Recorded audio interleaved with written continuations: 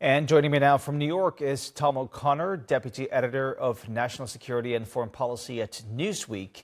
Good to have you on the program. We heard France and the UK committing to sending troops to Ukraine if there is a ceasefire. But what role do you think that the US is going to take now? Are they going to guarantee the safety of the European troops?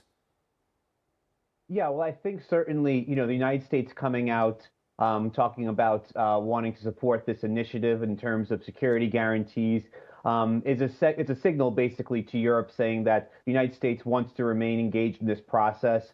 It wants to not only offer assurances to Ukraine, but also to the European allies that these security guarantees that are offered, and especially if there are European military personnel on the ground in Ukraine in a post-war scenario, that they will be backed by the United States.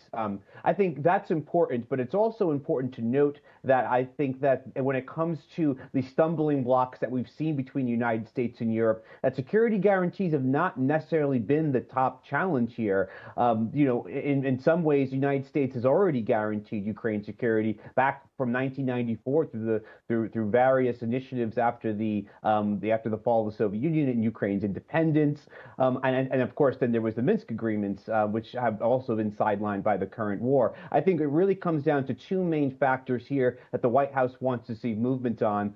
The first being the territorial concessions from Ukraine. I think that the White House wants to see a greater European buy-in on this. Of course, I think some of the details are still to be hashed out there, but we have an idea exactly pretty much where the White House wants to be on that. And then secondly, when it comes to security guarantees, we know that Russia also wants to say on this. And we've seen from the national security strategy issued by the White House that the current administration is very interested in recalibrating the European-Russia relationship, wanting to see movement there and wanting to be a part of that. So while I think that certainly, yes, we should look at this as signs of progress broadly. We're going to need to see some movement on these two initiatives in order to really inspire confidence on progress here. Of course, a major thing here that you didn't touch on is the confidence that Europe and Ukraine has or might have in the U.S. But do you think that the capture of Maduro and Trump's threats against Denmark and Greenland, do you think that has sort of put a dent in the possible confidence that the Europeans can have in the U.S.?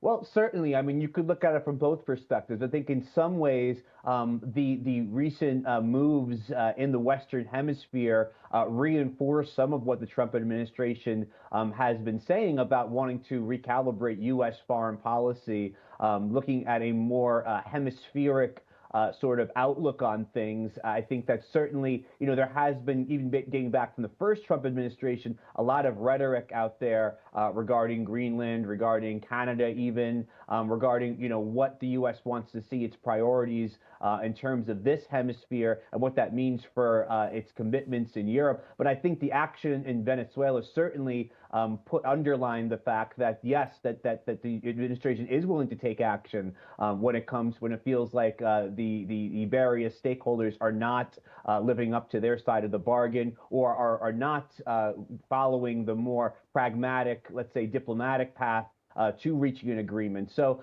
I think that the real concern here in Europe is that they're going to find themselves essentially in many ways in a two-front conflict, maybe not an active war, but a two-front a scenario where it's not only Russia they're concerned about, but also the United States. So I think that now, when President Trump talks about Greenland, for example, it comes with a new air about it, knowing now that the Trump administration has demonstrated that it's very serious, even on things that may have seemed absurd or outlandish in previous years. I think they have to be taken very seriously now. So, in one sense, yes, I think that there is a concern over the confidence over the United States' long-term commitments. At the same time, I think there's a concern that if there is no deal, and if they do come against the United States or are seen as provoking the United States, that there could be real consequences that could undermine European security as well. All right, Tom O'Connor, always good to have you on the program. Thank you so much. Thank you.